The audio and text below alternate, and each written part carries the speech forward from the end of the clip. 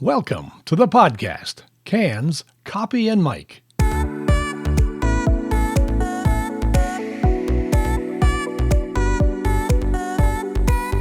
A place to listen in as successful people talk about their lives, their professions, and the happiness they get from both. We find people with cool stories to tell about the lives they love living. I promise you'll get something out of listening to them talk, even if it's only to be entertained. So put on your cans and listen up. My guest for this podcast is a unique guy, originally from Southeast Texas, now living here in State College. Professor Kirk French teaches Anthropology 140 at Penn State, the largest anthropology class taught in the country, attracting as many as 700 students to his lecture hall. It's called Booze and Culture. In it, he covers, booze and its influence on peoples of the world. It's an elective. The kids love it and have fun learning a lot about booze. Its early infusion in culture some 7,000 years ago, and Kirk tells his students about his personal love for beers and good whiskey. But he ends the course discussing the harsh realities of alcohol abuse. Kirk is also a gifted filmmaker, his documentary work airing nationally on PBS, and he also produced and starred in a series for Discovery Channel called Artifact or Fiction, driving to small-town USA in a beat-up Ford F-150 with an archaeologist friend. They visited with people that believed they had found exotic treasures from the past in their backyards. It was up to Kirk to analyze the artifacts and reveal their true value. Kirk is a popular figure in beer joints of State College, where he celebrates good whiskey, good friends, and brainstorming ideas for his next adventure. He slowed down for a few minutes and invited me to sit in his backroom Texas bar for a brew, some retro country music, and some interesting conversation. So to start off this, I visited a friend of yours yesterday, and Josh Davies. Okay. He's the brewer at Happy Valley Brewing Company. Okay. And I mentioned him. I'm always soliciting new podcasts. Yeah. And I went and talked to him, and luckily he said, yeah, he'd do it, and he's going to let me know when he's going to get busy, so he can jump down into the tanks and clean the mash out. I can interview him with the echo going on there. That'll be great. He said, well, if you're going to go talk to Kirk, you need to bring something. And so he said, you have to take this. What is this? Is this their new? Was this one something? Well, it's a raspberry. A double raspberry ale. Yes. Wow. Well, I guess I'll have to have one of these. Well, he said he thought that our interview would be more fun if you, yeah, or both of us. It'll definitely be more fun. There you go. And I agreed with him. All right. So you want go. one? Yeah, let me have one too. And would you like it in a glass or? No, I'll tell you what, I'll take it whichever way you're doing. I don't know how gassy that is. What do you think? Booze and Culture glass? That is perfect. You are on message here too. And while you're doing that, I'm going to ask you a couple questions. Yeah. So you're a teaching professor of anthropology at Penn State. Yes. You're a successful filmmaker, and apparently a beer connoisseur. Wow. So to which of these things are you most dedicated? You have to think about it. Yeah. I'd say it's probably drinking, then film, then teaching. I would say it's right? Probably. Well, the drinking is the research. Yeah. Oh, yeah. Well, you right. Have to be so good at that. You can't be really a good teacher. You got to be dedicated. Yes. Maybe it would be drinking, teaching, film. That's probably the right order. Yeah. I don't know. It's all so tangled together. It's all so interwoven. I have no idea. You're lucky you can say that. That's a good life, I think, my friend. All right, let me read a couple things that I got offline today on the Rape Your Professor site. Oh my goodness! I don't know if you guys ever look at that or how much you look at it. I've looked at it some. Yeah. Well, yours was pretty much glowing and. Show up to class, answer the clicker questions, and take notes. He's a funny dude who genuinely enjoys what he does and makes it interesting. One of the best classes you will take at Penn State. The next guy says he's a chill professor and he's clearly passionate about the class. Kirk is hands down one of the greatest professors at Penn State. Looks like an off-brand Brad Pitt. Wow. And talks like old Ryan Reynolds. I don't even know what that means. Well, these are kids. Okay. He really cares about what he's teaching, and it shows in his lectures. If you fail, it's your fault. It's easy to see why this is the most popular class at UPark. And when last fella says, trust me, take this class. What do you think about that? Good reviews. either the class is too easy. Let's see. It's really nice to hear. It is nice to hear. I don't know. Well, I seem to really like it, according to those people. And most of them were like this. I didn't see one negative one. But are you Brad Pitt or Ryan Reynolds? I mean, I know who they both are, but I don't know what the speaking. I don't know. It doesn't matter. I don't know what. I don't. It doesn't matter. He liked at least he liked the class. I'd like to know if they. Some of the more personal reviews I've received from students is that, that it's made them think about alcohol differently. It doesn't mean they necessarily drink less or whatever. It just means that they think about it differently. And if you're thinking about something differently, you're going to do it a little bit differently. That's not a bad And so thing. that compliment or that comment from a few students has really meant a lot. That it's because that's really what I'm trying to not necessarily about drinking, just get them to think about the world ever so slightly, just a little bit differently. And so, but yeah, those are good. Yeah, those are pretty glowing. Maybe they ended up drinking too much, and then they got on. Were those posted at like 2:30 a.m. when they got back from the bar? Actually, there was no time involved, so I'm not really sure. There. Well, here you go. Thanks for bringing this beer. Hey, no worries. Here, That's good stuff, huh? We got to make this real. It's a beautiful color. Mm-hmm. Not too gassy. I can taste the raspberry in there. I do taste the raspberry. I'm going to put these in the fridge. So do that. Man. So you're on a wireless, so you can walk around. Well, I know. Look at that. This fridge is the same age as my dad. This fridge was made in 1937. Is that from Texas? No, I found it up here, but for God's I don't sake. think it's ever been worked on. Huh. Well, as far as the students at Penn State, they probably know you best because of the booze and culture class.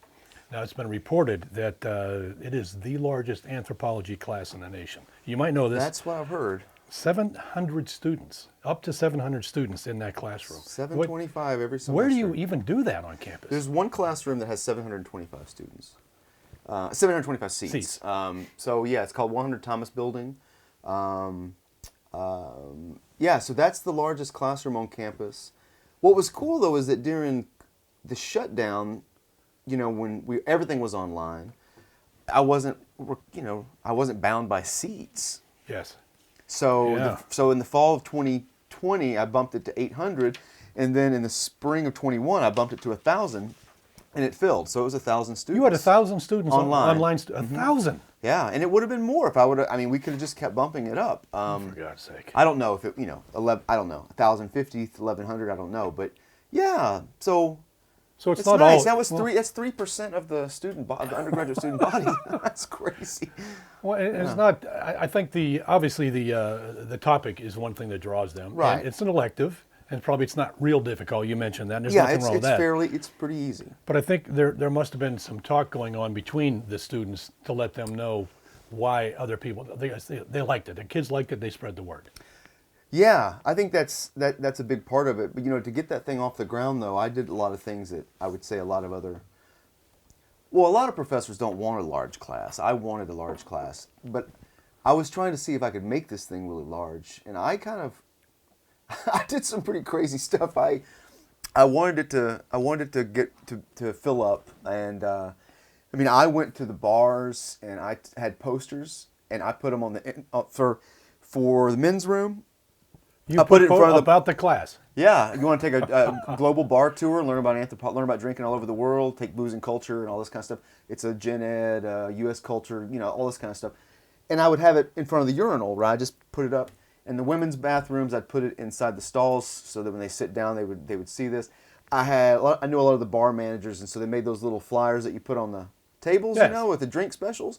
So they put these little flyers in there. Oh, for God's sake. They were everywhere. I went to the opening, what do they call it? Like when students come up during the summer before they start their school, like during June or July. Yeah. I'd go to those and like talk to students about it. And so I was beating the bushes trying to get them to sign up for it. What reason, other than you obviously you're a very engaged professor, why did you want to drive this so hard to get that many students? What was it in you that made you want to do it, or how did it mean something to you? Probably just to do it, and probably, like can I make this thing that big? Is it something that can I make it that, how fast can I get it that big? And I think that's kind of what it was. It was more just of a personal goal of seeing if I could do that because, but then on the other hand, you know, anthropology, when I stumbled into an anthropology class in undergrad, it changed my entire direction of my entire life. I mean, I would still be living in Southeast Texas probably, voting very differently. My whole world would be very different. My worldview would be very small. And it opened my eyes up. And it's not that I want more students to be anthropology majors or anything like that. It's that a little dose of anthropology, just one little dose of it, or like I say, where's it? What do you Anth have 140, there? take a shot of anthropology. Oh, there we go. So got koozies, went and gave those out, you know, so it's got booze and culture on one side. And you have Anth 140, Yep. take a shot of anthropology on the other. And that's really what I wanted them to do, was just a shot of it, just a taste. It's the only time they're ever even, nobody, they don't even know what anthropology is, and I don't blame them. But they do when they leave, and they learn a little bit more about alcohol and that how we're much more alike than we are different. And that really, those concepts changed my life as an undergraduate, and it put me on a different path. Interesting. And so I think that's probably the drive. The more students I could essentially almost preach to or introduce them to Exactly. anthropology, then maybe it would make some slight difference in their life. Their Just perspectives, a yes, little absolutely. tiny bit, you know? That was probably the main drive. Well, when I first came to Penn State, I wanted to major in broadcasting. In fact, at the time, it was speech comm with a broadcast option. It was back in the Fred Flintstone days, and I took a anthropology class, and I loved it. When I took another anthropology class, I was thinking of minoring in it, but I really wanted to do the broadcast thing, and that took up a lot of my time. But I understand exactly where you're coming from. Do you have any idea who the professor was? And he what was- ballpark year it was? I remember it was 1977, and he was a real anti-war kind of guy. Really hated Vietnam, and I was just out of the army, so it was. Well, his it was name a little wouldn't happen to bizarre. be Bill Sanders, was it? No. Oh, I can't remember. He's the one that did that documentary, isn't it? No, Yeah. Yeah. Yeah. No, he was a big guy, big dark hair, big beard. He had to go probably 220. Good I sized have guy. no idea who that would Good be. speaker. I liked him as a professor, but all of a sudden he came out with this rant and, I went, oh. And Didn't I sit well. Well, no, I understood it. Yeah. You know, and I was pretty open-minded. So, yeah, all right. I don't want to get why we're doing this, but Anyway. something else about the booze and culture class. All right, you told me it covers the history of alcohol, the popularity in our culture, and I'm assuming the consequences of its abuse and how it impacts our culture. Is that pretty much what it does, or? Yeah, I mean, the way the class is set up is that each lecture is a different part of the world. So it starts, it's like an episode. So each one starts with so let's say it's Mongolia. It's like, well, early humans first moved to Mongolia, 1.9 million or 1.2 million years ago, and it was Homo erectus or whatever. And so later, modern humans don't move in there until 20,000 years ago or whatever it is. And then you move forward through that, and why we know that archaeologically and all this kind of stuff. And then you look at what they started growing there, what kind of crops, and what they're known for, which is horses in Mongolia. Yes. And then you start looking at, because most people are making their alcohol out of whatever they have plentiful, what they have of plenty. Well, if I could stop you 1 second, didn't I read on your website that alcohol was first produced like 4,000 BC? Is that- 9,000 years ago, 7,000 BC, yeah. oh my gosh! Sorry to And so in interrupt. China, that's- but it's so, and then it talks about, you talk about the crops that are grown there and when people first started making alcohol, what kind of alcohols they started making and when, how they use it today, and that's kind of it. There's your hour and 15 minutes or whatever. Absolutely, it's like, yeah. And yeah, the problems with alcohol, the traditions and ceremonies that are around alcohol, the abuse of alcohol, all that's talked about. So you go all over the world. You end up coming back to the United States. The last 4 weeks, prohibition and all of that. You go into all that. You get into college drinking, then Penn State drinking, and then, the Jim and Evelyn Piazza come every semester, and they talk about what happened to their son Timothy at the fraternity house, and so this is something you decided to bring them in. to yeah, speak so at they your come in class. and they talk, and then, I have someone from the Gender Equity Center come in and talk about sexual assault and alcohol. So it gets really dark and ugly at the end. And the reason there's only 2 or 3 lectures that are really dark, and they're the last thing the students hear, it's the last couple of lectures, most people use alcohol responsibly throughout the world, but it has a dark side that can be turned on very quickly, and it can get real ugly real fast, and it would be a disservice to not talk about the very negative sides of alcohol. But I also want them to lead. Most of the class is light. It's pretty fun. But at the end, the last thing they walk away from is, and I've had students complain about this, like, really, it was such a fun semester, and you just ended it with all this, like, sexual assault and death and all that. Like, well, good. That's, I mean, by design, I want you to walk away thinking, like, oh yeah, this thing can get real ugly real fast. Describe what it's like when Piazza's parents were in there. What were the kids like when they talked? Well, the first time they came, it was a big deal. I mean, the house is full, and then the standing room only because people told other people about it, and then a lot of, people like other administrators and stuff came. Yeah, 1,000 people in there then. And so, well, I think probably about 800 that were in there or more, and it wasn't a dry eye in the house. I mean, Evelyn just tells the story in grand detail of exactly what happened that entire night. Horrific. And, and then, she never watched it, but Jim watched all the videos. He watched the videos because there were several cameras all throughout the house, and he watched them. He watched his son get beaten and thrown around, and he watched him die. I mean, the strength, everybody deals with grief differently, and they deal with it through channeling and trying to fix this problem and spreading this word and telling and reliving it over and over again.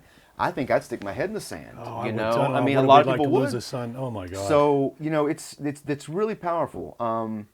And the last couple of semesters, well, maybe a year, 2 years almost, it was recorded with several cameras. The students watch it because I haven't been able to have them in because of COVID and all that kind of stuff. But I'll probably have them in the fall of this next fall come back. They've come 3 times, I think. And then it was COVID. Because I've only been teaching this class for, the first time I taught was 2018. So it's still kind of somewhat new, Well, I like how you ended with the realism, but I'm wondering, it seems like to me it's really important to you for the kids to come away with that message from this family. It's just... Yeah, I think there's that, and they see, like, these two are their parents, right? I mean, this is anybody's parents. Yes. Anybody's brother. They're just a very average family. Like mom, dad, they're middle class. They're just, it could be anybody's parents. Yeah, right? anybody's brother. And so it's really, anybody's brother. And, actually there were some kids, when they first talked, there were some kids in there that knew Timothy. Because when they gave the talk, it had only been 2 years since it happened. Yeah. So there were students that were in the class that actually knew him. Yeah, it was heavy. Yeah, I mean, yeah. Congrats on that. That's a heck of a emotional drive there. There's a heavy aspect to the class. Well, moving on to your other interests, I'm really interested in your filmmaking. Onward State did a piece on you some years back. It's been a while, and the lead in the story was anthropology professor Dr. Kirk French isn't your typical professor. When he's not lecturing in the classroom, his adventures seem straight out of an Indiana Jones movie. Though he swears the comparison isn't accurate because he doesn't have the hat. Still, whether it's charting Mayan ruins, drinking moonshine with rednecks on his TV show, or exploring outrageous claims of buried Knights Templar treasures in rural Pennsylvania, Dr. French's experience has put him in a league of his own. I have to agree with that. Wow, and I know that's dramatic. Really nice. That's a very dramatic description. Yes. but I mean, I guess there are elements of all those things have happened. So.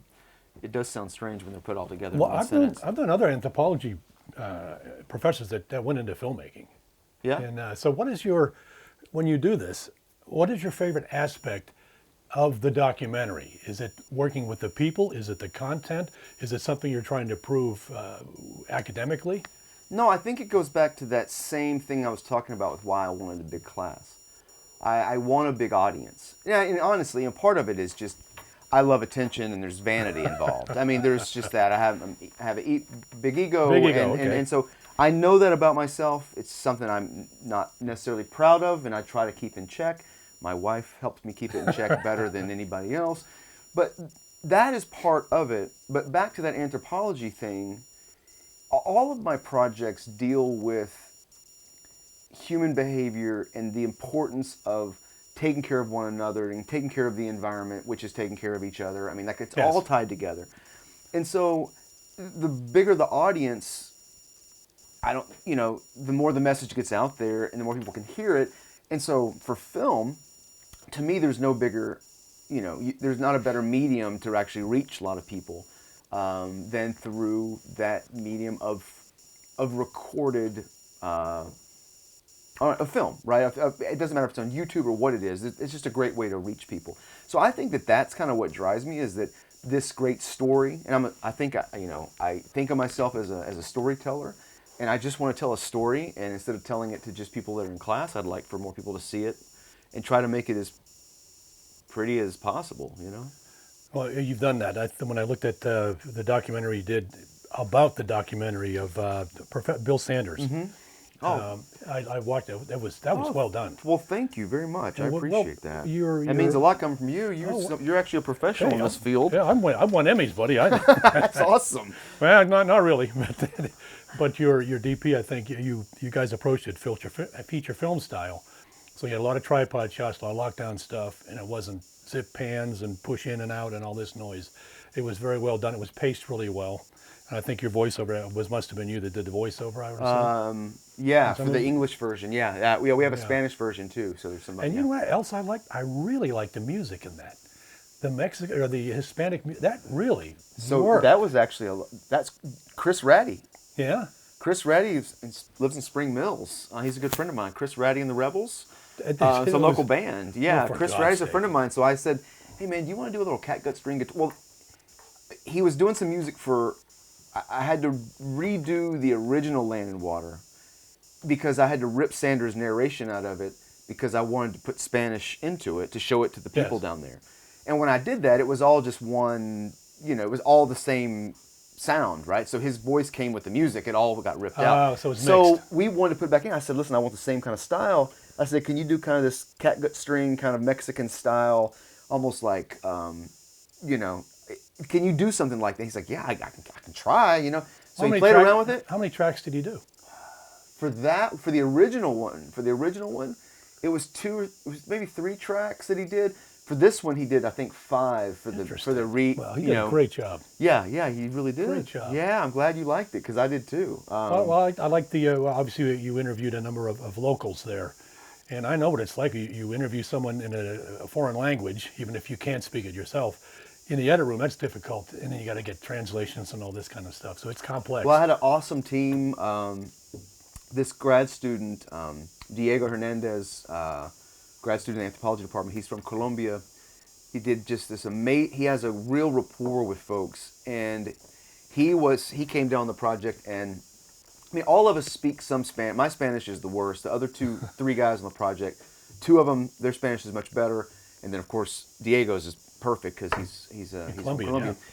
But his rapport with the subjects, with the interviewees, was just I would tell him what question I wanted to ask, and he would ask him, and and he'd work. He's the one who just was able to really pull it out. You needed that person on this show. Yeah, he did a great job. Well, one of the things that I've liked the travel that I've done, I did a piece for United Way or UNICEF, one of those two, down in Ecuador, where we were in Quito and other places in Ecuador, and it is third world. And you were in places, and Mexico's got swatches of third world. And I think people in this country don't understand. You go to the Middle East. I've been over there too. It's a real wake-up call to see how other people live. Yeah. But the interesting part when I was down there is talking to these people and spending some time with them. And it is so this is just like somebody I can know where I live. Oh my God! Because people are people. Really, people are people. When all you we have the sit same down wants with and them needs, and you desires. have a drink with them, it's just like you realize, and that gets back to what I was talking about, that we're much more alike than we are different. And the second part of that statement is, once we realize that, once we really realize that we're more alike than we are different, then that helps us appreciate the differences, just like we do with family. We're related, but we're very different. But I almost kind of like your weirdness or your differences because we understand them. Yes. And so when we realize that we are so alike, it can help us appreciate the differences, and and that can be really life changing of a worldview and how you view others. And so yeah, we are. If we just sit down and have drinks or talk to people about real stuff, you realize that you all have problems. It's actually it's trite, but it is a warm feeling. I just love to sit there having a drink and some beers and learning about someone else's family from another country. Yeah. But the one series that I was really interested in was the gig you did traveling around the country answering calls of everyday folks convinced their backyards held undiscovered treasures never before exhumed. Like that fellow that said the Holy Grail, the Knights of Templar were in his backyard in it was Central Pennsylvania. Yeah, that was filmed in 2010. And I'm not laughing at him. Well, no, it was filmed in 2010. It came out in 2011. But I first met that guy in 2008. 8 was when it was. 2009. It was 2009. And I went and met him. Here's the thing. You're bringing that up right now. I just talked to him 2 days ago. Did you really? He sent me a bunch of pictures of things that he had found, which is Michelangelo's signature that's carved into a rock that he found in his yard. In his yard. He's bought a jackhammer. I went out there. He has a hole that's about 20 feet deep that he has shored up with sticks and all sorts of stuff. He is convinced. He's got the Ark of the Covenant and all sorts of stuff in there. He is the nicest guy. He is very well spoken, and he is just. But he has some. He just sent me all this stuff, and I talked to him for about 30 minutes on the phone, and I said, I don't see what you're talking about, but I'll talk to you. You respect him. Yeah, you know. And what I respect about him is that he's passionate. He's just passionate, and he wanted to get the academic community involved. He knows he needs validation from he trusts the scientific system. They might not see what he sees, but he thinks if he gets enough data, they will, which is how it works. Yeah, oh, absolutely. Granted, he doesn't have anything. It doesn't work, but he understands how it works. You know, and I really respect that. And he doesn't get angry about any of it. When I tell him, I'm Calvin, I don't see it, man. Yeah. It's not. I don't see that, and that's a railroad spike. You know, I mean, like that's not a carving device used by the Templars, and you know. Interesting. And so, but it doesn't matter to him. He believes what he believes. He sees it, and then we can talk and have a beer together. And so, well, I once did a project with a group out of Florida, and we went all over the country doing artists and different unique people. And this one guy was way out in the middle of the desert in California, and his art was he'd hang pieces of glass up on strings all over his. It was like a yard of demolition derby or something. And we would walk through, and these little glass trinkets are just flippering everywhere. And they're like catching light and like. Yeah, and he had colored glass. It was so interesting, and he was an older man, and he had a real dry sense of humor. He had no idea why we were at all interested in talking to him, and I have no idea how we found it. But that is one of the things I like best about what I did over the years, was storytelling and meeting the average Joe. Because I was on a crew down in Florida. We were the first call for Entertainment Tonight, and I was out in L.A., did shoots up in New York and all this, and that never floated my boat. But this average guy like your friend, I just love those people. Those 10 episodes that we filmed for Discovery Channel, it was a nightmare working with Discovery Channel. It was a nightmare dealing with all that. But the golden part of it all was meeting all those people. And every location we went to, and each episode usually had 2 stories, so we're meeting 2 people, 2 groups of people at every, and it was fantastic. Everyone we met, it was a real great relationship that was formed. And you did 11 shows. 10 episodes. 10 episodes, yeah. And they see, Discovery and Travel, they have no budgets, and they expect the people to come in pretty much with a finished product. And they'll pay you pennies for it, so it's difficult to get things on there. I did one big series for Travel Channel. We were in the great parks. We even had a host. We had to pay for our hotels. Oh my gosh. We had to pay for air travel. Everything had to come out of the budget. Wow. It was really tough. We saw some really amazing, fun things. So this artifact or fiction show you did 10 shows. Tell me about the people that were on there. Oh my gosh, we did such crazy stuff. I mean, like we met this couple out in New Mexico that had a watch that belonged to some gunfighter. I can't remember who it was. Right?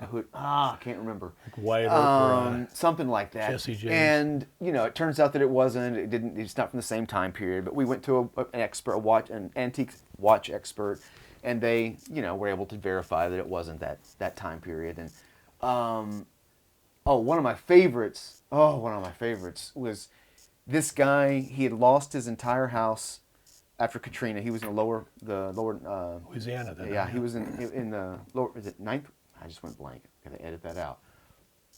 Lower Ninth Ward. Right? Okay. Yeah. So right next to his house was next to the levee that broke in Katrina. He lost everything. It was his parents' house. He'd grown up there, his grandparents' house. Parents grew up there, he grew up there. He was rebuilding it and digging a new sewer line or a water line, and came across these little pieces of stone that had carvings in them, like real carvings, looked like tombstones is what it looked like, broken tombstones. So we go out and check it out, and it turns out they had been looking for the location of this spiritualist church from the late 1800s. They didn't know exactly where it was. Her name was Mother Catherine, and she was a healer from Kentucky that settled in New Orleans and had this huge following there. And it turns out, after doing archaeology, this was the location of her spiritual church. Sake. And so the scene of him saying, because it meant a lot to him. She was a black leader. She was a black leader in the late 1800s. Black spiritual. Well, she was from Kentucky, so she had moved down. So it was in the late 1800s. She had done this. Female, black, late 1800s. Just everything about it's really interesting. Well, people had heard of her, that this thing existed in the lower Ninth Ward and all this. Well, then he says he was so proud and that he ended up finding this and what it actually meant, but that he had to lose everything to find something new. And his realization of having to lose all of this, but some kind of silver lining coming out of it, it was a real emotional and real moment. I get it. That was a really awesome one. Being in New Orleans, and plus on the flip side of that, we were in New Orleans for 10. No one stays in New Orleans no one stays in the quarter for 10 days. Nah. Well, it was. I'm lucky I made it out alive. That's a tough gig, buddy. I gained 20 pounds, and 15 of them was just my liver. And so, drink. My liver swole 15 pounds is what happened. So the writers that do a lot of work there, James Lee Burke and Anne Rice, I just love, and I love how they describe the architecture and the people who live there. It is just wonderful. American Treasures or Artifact or Fiction, that was a big moment for us, for me. Yeah. Well, what about the gig you did in North Carolina, where you were trying to find out the quantity of how much moonshine was actually being made during a particular time period, and your quote is, "There's no data on that because it was illegal." That'd be like trying to figure out how much meth is being made right now, because the only time you get data is when someone's arrested. So what was that like? Well, we went down to do an archaeological survey. So if you want to find out about something and there's no written record about it, then you need to do some archaeological exploration. And so it's like most moonshine, illegal moonshine is going to be made within 100 yards on either side of fresh flowing water. So we'll do transect surveys up and down both sides, get some idea in a certain area of how many moonshine stills were there, and then at least have some just kind of basic quantifiable data that you could say. And so that's what we did. And we interviewed a lot of people. They showed us certain areas where they knew a lot of moonshine production had happened. And we recorded. It was the still furnace that would be left behind. The pot stills and everything they would take with them because they'd be made of copper or whatever. But you'd have these horseshoe-shaped still furnaces that the pot still would sit on top of, so you'd have the fire underneath. Those would be left because it was just stacked stones. Yes. And so we recorded some of those. And so all of your research is based on anthropology. It really is. It might be out there in the corners, but it does have its base. It's fundamental. But archaeology, doesn't it? What, alcohol? Well, it seems like about everything you do. Oh, so yeah. That's still the Absolutely. I mean, that's one of the things I tell my students is that when people think of archaeology, they think of arrowheads or Egyptian pyramids or something, right? And when they think of anthropology, they think of some small tribe dancing around a fire or something, right? And it's like, no, tailgating behavior at Beaver Stadium is anthropology, and the Natty Light can that they dropped an hour ago is archaeology, that is material culture, that signifies the behavior that was going on, what was going on, how much money they had to spend. I mean, like, you can garner all this information from that. So yeah, it's not just arrowheads and temples and pyramids. It's not just some small tribe, that's exotic. It's the things that we do. It's the iPhone. It's a beer can. It's all that stuff. Well, also the documentary Land and Water that you did on that. I think you close with the idea that anthropological study of what happened before can help us maybe redefine ourselves and re-engineer what we're doing to make things better, because there was water at one time. There's no water now. So with anthropologists coming in and say, well, this is what you got to do different, and maybe they can return to what it was like before. Yeah, it'd be nice if we could do that. I mean, in theory, and actually, it's real. I mean, if you understand what happened in the past, and you understand the consequences that had on a particular group of people, then you can better prepare yourself for when that would happen again, or if that's happening again, how to do it differently. But we are pretty much just like, if it's a hot skillet, you touch it, you learn how to do it again. We just keep touching it over and over and over and over and over again. Yeah. We do not seem to learn from our past at all. It's really strange. I think a lot of that has to do with people's, there's no one into history anymore. It's just not taught. Yeah. That's why it must frustrate people like you that live in it every day. So, you said you grew up in Southeast Texas? Southeast Texas. Oh, so between Beaumont and Houston. Oh, because when I read online, it said Southwest, so they were Southwest wrong. sounds a lot better. But actually, Southeast. So I'm not too far from Galveston. I'm about 90 miles from the Louisiana border. So you know a singer down there named Parker McCollum? Mm-mm. He's got a great song about Galveston Bay. Oh, yeah? Really look it up. But okay. If you like that area, Parker McCollum. I call it Texas country because it's not like it's raw. When you look at Nashville country, New York country, LA country, that's polished, that's pop country. But if you go on Spotify, you can go and say Texas country, and you're going to have a playlist of all this really raw country music. Well, Texas country music that is phrased differently. The instrumentation is different. It drives. And it's not very polished. Sometimes it's like, why did they choose that lyric? It doesn't fit at all. Like a demo tape. Yes, and that's kind of fun. I kind of like that. Yeah, absolutely. But something that intrigued me, and I think this is important. You said your mom and dad were married. Your dad was 15. Your mom was 13. Is that true? No. What am I? Where did I get this information? No, that's my grandparents. Oh, your grandparents. Yeah. Well, tell me about that. That's my dad's parents. Okay. So my dad's parents. Yeah. So my grandfather, granddad, my grandpa, my dad's father. He was asked to. He was the eldest. He was asked to leave the house when he was 12 because they didn't have any money. It was depression. For God's sake. He was on his own. He hoboed out from Texas to California and back and forth over and over again. Huh. And then when he was 15 or 16, he met my grandmother, and they were picking peas together in Texas. She was picking peas, he was picking peas, and they met. And she was 13 and just about to turn 14. I think that's how it was.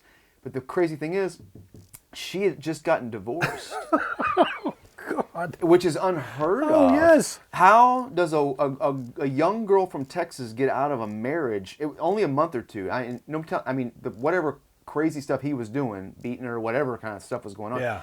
She was able to get out of it, but most women in those days would not have been able to get out of a relationship. I mean, her father had to have been involved. I mean, but erased the guy. Yeah, maybe. Take him out. Yeah, maybe. Anyway, so she got out of that, and then she remarried, and they were married for 55 years or 60 years or something. That's awesome. So. But your grandfather, 15, he was a grown man when you really think about experience. He'd already been back and forth to California probably 10 times. He is a man. Lived on a ranch in New Mexico for a while, and that's a great story. Yeah, hoboing. So if you look at what did your mother and father do? What was their? Mom was pretty much she did some substitute teaching and stuff, but she mainly was a homemaker. She stayed home, and my dad was a pipeline. He worked for most of that area is chemical plants and refinery. Petroleum, His was chemical pipelines, and so he dealt with kind of supervising pipeline, that construction and that kind of stuff. And what do they think of you being a college professor now? Well, my dad's a deacon in the Southern Baptist Church. Is that right? And so no drinking, no dancing, no fun. Oh, he wouldn't like this room at all. Well, it's Texas bar, so he's pretty proud of that well, bar. there you go. There you go. The pendulum swing can, the pendulum can swing pretty far the other direction if you're strict enough. Well, they must be proud of you. They are. It's really strange. They want you to come home, though? Is that... Oh, they would love for me to live in Texas, but that place is crazy. I think Pennsylvania's crazy sometimes, too. We're all crazy. See, that's the thing. We're much more alike than we are different. You're right. I agree, crazy. buddy. I agree. High crazy. five on that. All right, so I've seen pictures of you online, and you're holding a beer. Not in all of them, because you're a respected professor, but you like beer. Usually it's whiskey. Yeah, well, anyway. whiskey. Well, there's nothing wrong with that. Well. Explain that. So you have an appreciation for the grape and not grape, but beer and whiskey. For the fermentation, for anything fermented or distilled. So explain that, my appreciation for it. I really, I think it's just because so much of my life in working in the field in Mexico, doing field work and all of that, so much of it revolved around alcohol, and so many good ideas and collaborations and new projects, and it all came out of sitting around with folks having drinks. These ideas that would come out of it. And I've had very few ideas with other people sitting around and being like, oh, that's a great idea, let's do that, while we were just sitting around, I don't know, playing chess or something. We were sitting around drinking, listening to music and talking and bullshitting, and it was like, you know what we should do? We should do a moonshine archaeology project. You know what we should do? We should do this. We should do that. We should do that. And that's kind of what happens, So it's usually around this, there's there's a whole lot of truth in a full bottle of whiskey, but a head full of lies in an empty one. I think that's true. So as long as you can find that sweet spot. I think you're right. I think the genesis of any good discussion is probably having a beer, but it also takes creative people too. And obviously you're one of those people, and I want to thank you so much for being on Cans, Copy, and Mike, because you're the kind of individual that hopefully will be successful. Well, I'm really glad that you asked me to be on. It's been awesome talking with you. You too, bud. Thanks. Yeah, thank you. And I enjoyed this beer from Happy Valley. You're going to have to thank Josh for that, because he was very good about insisting. He didn't make me pay for it. Just take this. Well, he gave it to me. Thank you, Josh. As we walked out the door. So. Well, there is only two types of beer. What's that? My beer and free beer. And so thanks, Josh. There you go, buddy. Take care. All right. Kirk is a free spirit that is gently tethered here by his wife Laura and their daughter. His website, kirkfrench.com, is where you'll find out more about him and his work. Check out my website, canscopymike.com, to listen to all of my podcasts and see pictures of my guests like Kirk. If you see him downtown in Zeno's, say hello. But be aware, if you sit down for a discussion, you may be there a while. Oh, and pony up for a round, will you? Join me on the next Cans, Copy, and Mike podcast. I'm always searching for new folks to interview. A few of the upcoming guests are an MIT graduated engineer that breaks things for a living, a fly fishing guide, a woman who rescues big animals like lions, tigers, and bears, and one of the top beer brewers in town. All that and more coming up on Cans, Copy, and Mike. Oh, remember to send me suggestions for unique or odd friends of yours that might be a good fit for my show, and help spread the word about my podcast. I'll look for you down the road.